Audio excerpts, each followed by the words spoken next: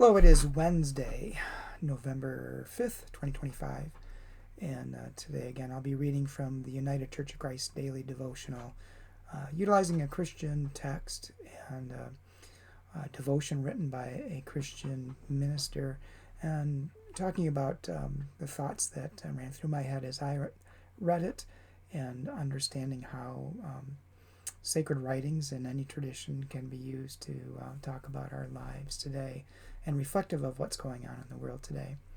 And the devotion I'm reading today is entitled Table Turning Gumption, written by Marilyn Pajan Banks.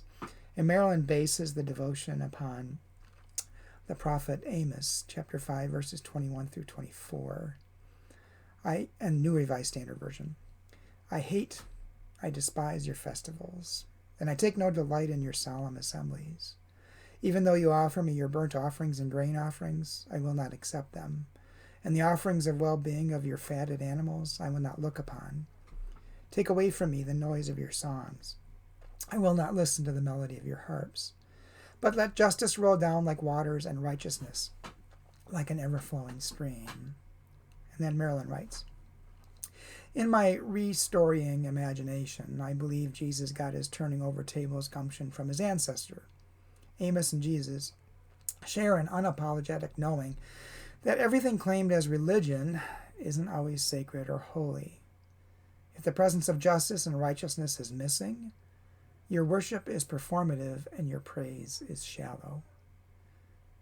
With the nation being bulldozed by a wannabe king, performative and shallow worship just will not do.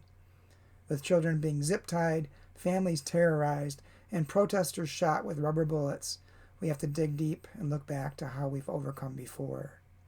With the dismantling of healthcare and SNAP hurting the most vulnerable, we need to claim our faithful table-turning gumption.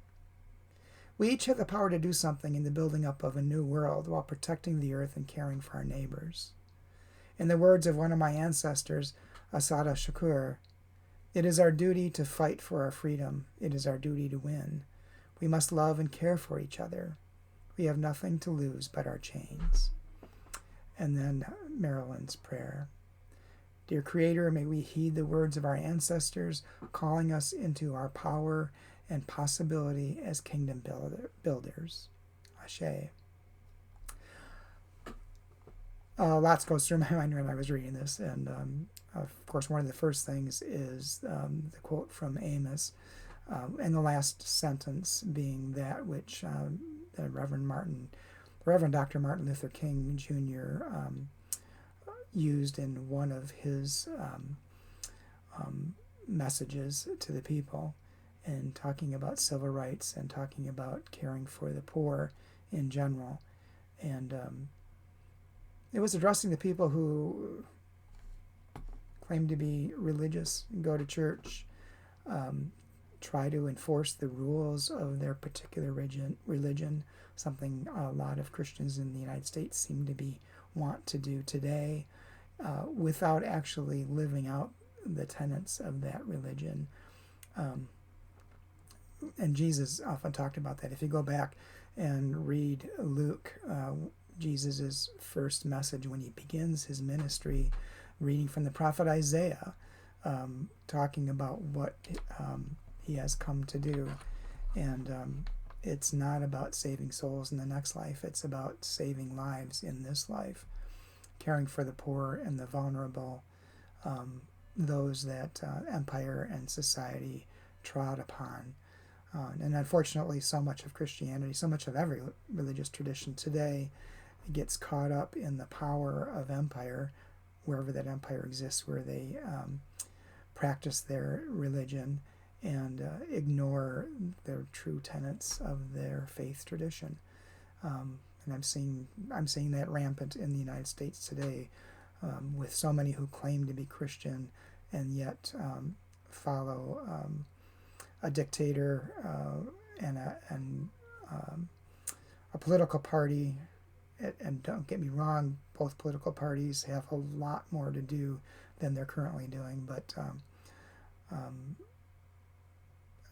one particular party in general is trying to tear down so many support programs for the most vulnerable in our midst.